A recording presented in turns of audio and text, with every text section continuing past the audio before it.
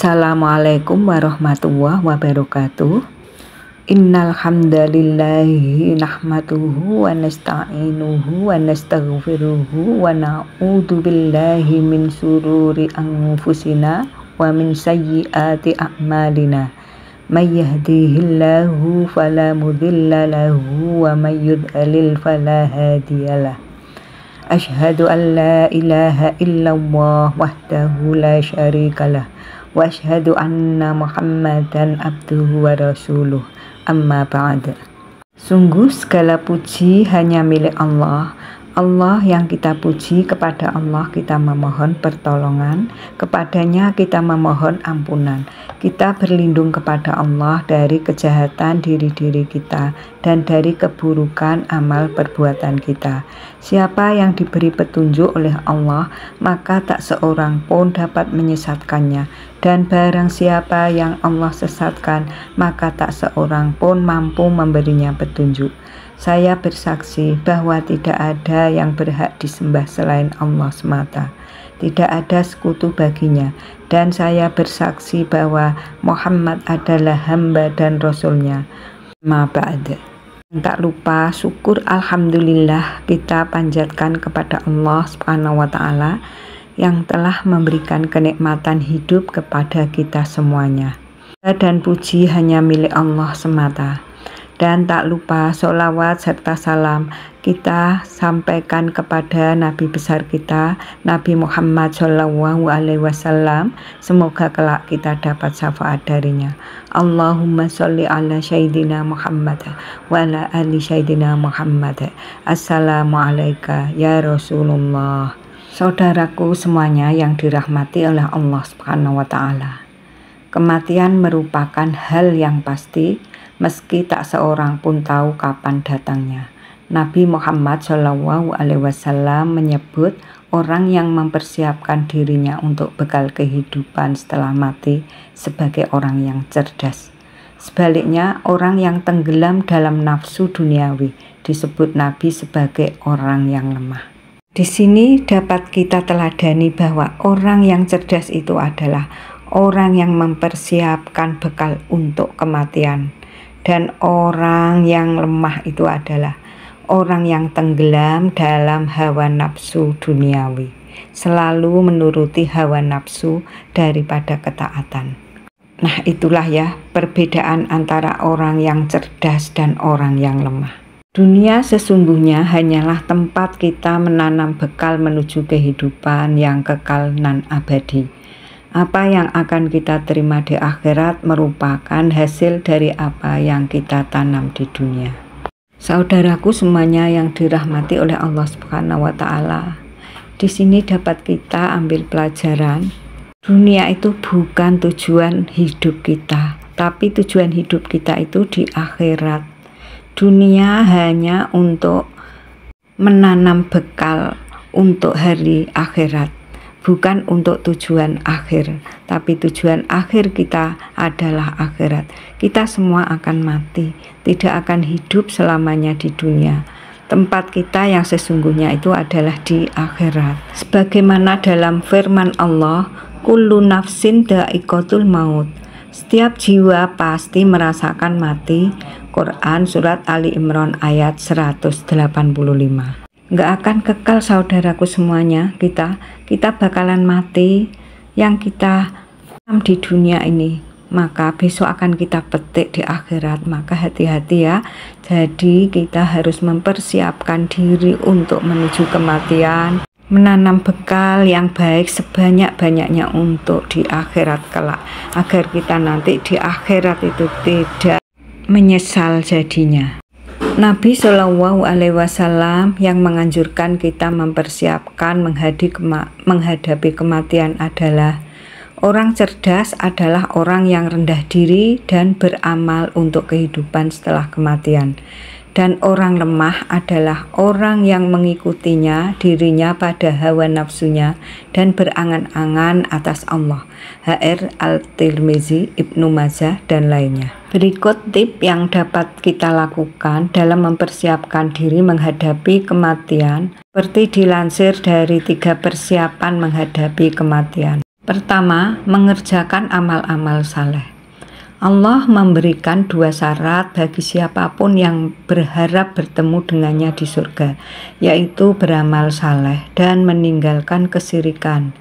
Dalam sebuah firman-Nya, Allah Subhanahu wa taala menyatakan, "Faman kana yarju liqa'a rabbih falyamal amalan sholihan wa la yusyrik bi ibadati rabbih ahada." Barang siapa yang mengharapkan bertemu Tuhannya, maka hendaklah melakukan amal soleh dan janganlah menyekutukan ibadah terhadap Tuhannya dengan suatu apapun. Quran Surat Al-Kahfi 110. Amal saleh yang dimaksud dalam ayat di atas adalah segala bentuk perbuatan baik yang steril dari riya atau pamer dan sesuai dengan tuntunan syariat. Menurut Syekh Mu'ad, sebagaimana dikutip Al-Iman Al-Baghawi dalam tafsirnya, amal saleh adalah amal yang di dalamnya terdapat 4 hal, yakni ilmu, niat, kesabaran, dan ikhlas. Syekh Al-Tustari berkata, "Al-amalu sholihuma kana kholian anir riya'i muqayyadan bisunnah." Amal saleh adalah amal yang sunyi dari pamer dan diikat dengan tuntunan sunnah Nabi. Abu Muhammad Sal bin Abdillah Al-Tusari, Tafsir Al-Tusari halaman 98. Al-Imam Al-Baghawi berkata, "Qala Mu'adul amalus sholihul ladzi fihi arba'atu asya'a ilmu wan niyatu was-sabaru wal ikhlas."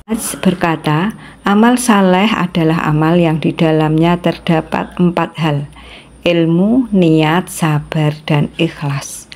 Al-Imam Al-Baghawi, Tafsir Al-Baghawi Juz 1 halaman 73. Setelah mampu konsisten beramal baik, hendaklah tidak terlalu bangga atas amal perbuatan yang dilakukan. Misalkan, merasa dirinya lebih baik dari orang lain, merasa amalnya menyelamatkannya di hari akhirat, dan sebagainya. Sebab pada hakikatnya, seseorang akan mendapatkan kenikmatan dan keselamatan di akhirat bukan disebabkan amalnya, namun murni akan anugerah dan kasih sayang dari Allah. Tidak ada yang dapat menjamin nasib seseorang di hari pembalasan kelak. Nabi menegaskan, "Lan yudkhila ahadan amaluhul jannata qalu wala anta ya Rasulullah qala la wala ana illa ayyata ghammadani Allahu bifadlin wa rahmah fasadidu wa qaribu." Tidak seorang pun amalnya memasukkannya ke surga. Sahabat bertanya, "Apakah termasuk engkau ya Rasulullah?" Nabi menjawab, "Termasuk aku. Tetapi Allah telah menaungiku dengan anugerah dan rahmat. Maka benarkanlah niatmu dan beramal, dan berlakulah sedang." HR Al-Bukhari.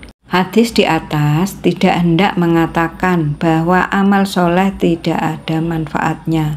Namun, Nabi memberikan petunjuk bahwa dalam beramal hendaknya dilakukan dengan ikhlas, bertujuan murni mengikuti perintah agama, tidak menuntut yang macam-macam kepada Tuhan.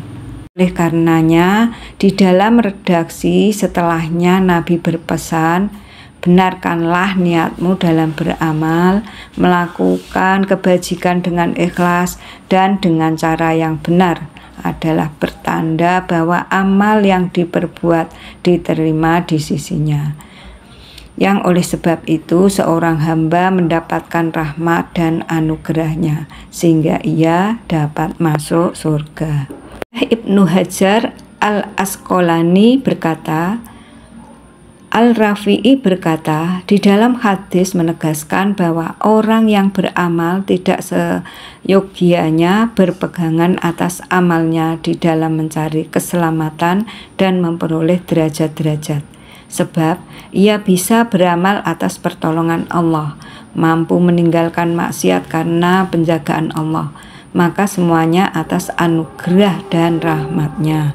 Yang kedua, menjauhi perbuatan-perbuatan tercela. Sebagaimana mengerjakan amal saleh, yang tidak kalah penting adalah menjauhi perbuatan-perbuatan tercela. Yang dimaksud perbuatan tercela meliputi keharaman dan kemakruhan. Meninggalkan keharaman adalah wajib, sedangkan meninggalkan kemakruhan adalah sunnah. Demikian pula dianjurkan untuk meminimalisasi perkara mubah yang tidak ada manfaatnya. Para ulama salaf sangat berhati-hati menjaga dirinya dari perbuatan tercela. Bagi mereka yang urgen tidak hanya meninggalkan keharaman dan kemakruhan, namun perkara-perkara mubah yang dapat melalaikan, sebab perbuatan maksiat akan menciptakan noda hitam di hati sehingga menjadikannya keras, enggan menerima kebenaran dan malas beribadah. Oleh karenanya, mereka sangat menjaga betul kualitas makanan yang dikonsumsi, bahkan rela riyadhah tirakat, misalnya dengan cara puasa putih hanya makan nasi tanpa lauk pauk. Puasa bila roh meninggalkan makanan-makanan yang bernyawa atau yang berbahan darinya. Ngerawat, meninggalkan makanan pokok yang lazim dikonsumsi dengan ganti makanan jenis lain, dan sebagainya. Semua itu dilakukan oleh mereka untuk meningkatkan kejernihan hati. Semakin hati-hati dalam menjaga diri dari perbuatan yang haram, semakin tinggi pula kedudukan seorang hamba di sisinya. Oleh karena ulama membagi derajat wirai atau menjaga diri dari keharaman menjadi 4 tingkatan. Pertama, wirainya orang-orang adil, yaitu dengan cara meninggalkan keharaman-keharaman sesuai petunjuk fatwa para pakar fikih. Yang kedua, wirainya orang-orang soleh, yaitu meninggalkan kemurahan-kemurahan dengan memilih hukum-hukum yang berat. Yang ketiga, wirainya orang-orang bertakwa, yaitu meninggalkan perkara-perkara mubah yang berpotensi mengantarkan kepada keharaman. Keempat, wirainya orang-orang yang jujur, yaitu meninggalkan perkara-perkara mubah secara total, meski tidak berpotensi mengantarkan kepada keharaman. Seluruh waktunya bernilai ibadah, tidak satupun hampa tanpa diisi dengan ibadah. Syekh Abu Sa'id Al-Hamidi berkata, "Ma'lam anna lil wara'i waratibal ula wara'ul uduli wa huwa ma yahrumu bi fatawal fuqaha." Ketahuilah bahwa wirai memiliki 4 derajat. Pertama, wirainya orang-orang adil, yaitu meninggalkan perkara haram sesuai fatwa-fatwanya para pakar fikih. Artinya, kedua, wirainya orang-orang saleh, yaitu menahan diri dari keharaman meski seorang mufti memberi kemurahan atau hukum. Ketiga, wirainya orang-orang bertakwa, yaitu meninggalkan perkara yang tidak haram dari sudut pandang fatwa dan tidak ada kesamaran dalam kehalalannya, namun dikhawatirkan akan mengantarkan kepada perbuatan yang dikhawatirkan. Wirai jenis ini adalah meninggalkan perkara yang tidak berbahaya karena khawatir terjerumus kepada perkara yang berbahaya. Yang keempat, wirainya orang-orang yang jujur, yaitu meninggalkan perkara mubah secara total, tidak dikhawatirkan terjerumus ke dalam perbuatan yang berbahaya. Namun, perbuatan tersebut dilakukan tidak karena Allah, bukan karena niat agar kuat menjalani ibadah karena Allah, atau baru datangnya penyebab-penyebab yang mempermudah ia melakukan kemakruhan atau kemaksiatan. Abu Sa'id Muhammad bin Muhammad Al-Hamidi, Bariqah Mahmudiyah, Juz 4 halaman 252. Mempersiapkan diri untuk kematian yang ketiga adalah segera bertobat. Tidak ada manusia yang bersih dari kesalahan dan dosa. Kesalahan adalah hal yang wajar bagi manusia. Yang bermasalah adalah membiarkan diri berlarut-larut dalam perbuatan dosa. Nah, di sini kita dianjurkan untuk segera bertobat ya, saudara-saudaraku semuanya yang dirahmati oleh Allah. Jangan sampai kita membiarkan berlarut-larut dalam kemaksiatan. Kita dianjurkan untuk segera bertobat sebelum kematian kita menjemput kita.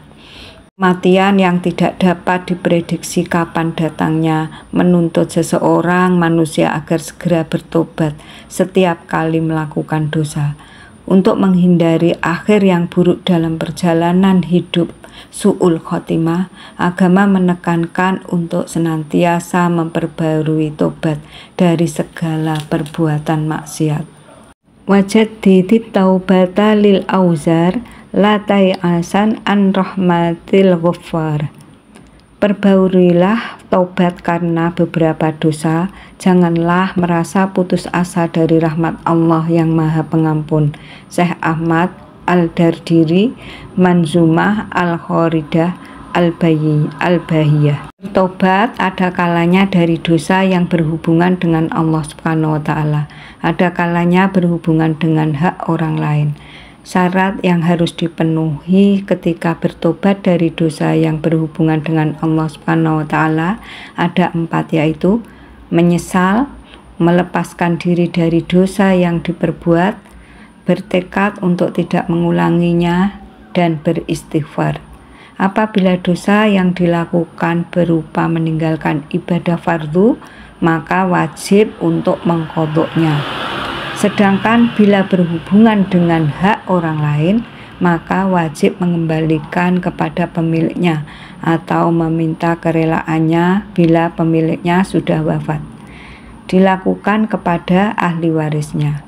Hal ini bila berkaitan dengan materi, seperti hutang atau harta curian.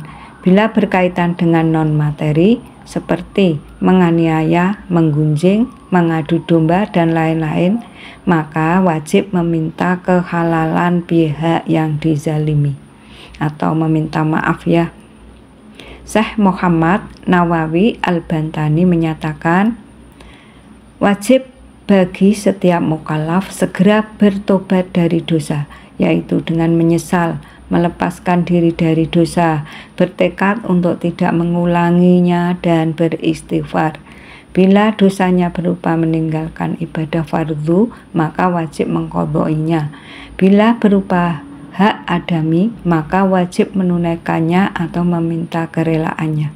Syekh Muhammad Nawawi Al-Bantani, Syarh Sulam Al-Taufiq, Maktabah Al-Salam, halaman 113.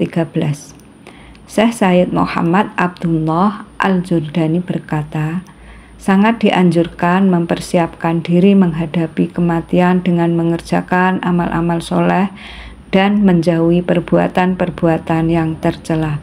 Bersegera bertobat dengan memenuhi syarat-syaratnya, yaitu melepaskan diri dari dosa, menyesal atas dosa yang dilakukan, dan bertekad untuk tidak mengulangi, serta mengembalikan kezaliman yang dilakukan kepada orang yang berhak, mengqodhok semisal sholat dan puasa, serta meminta halal dari perbuatan semacam menggunjing dan menuduh zina.